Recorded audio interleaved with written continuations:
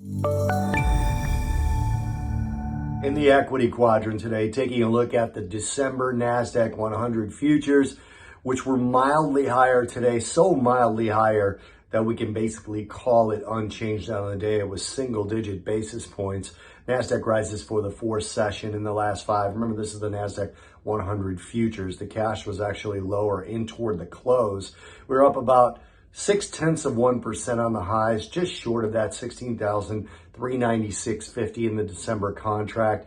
To the downside, only down about 30.75 from yesterday's settlement. 16,270 was the low. That was down just short of 0.2%. And we finished today right around 16,306 or so. So again, single digit basis points, only about $6 or so above yesterday's settlement. It's low enough when you consider how low volume today was to call it virtually unchanged.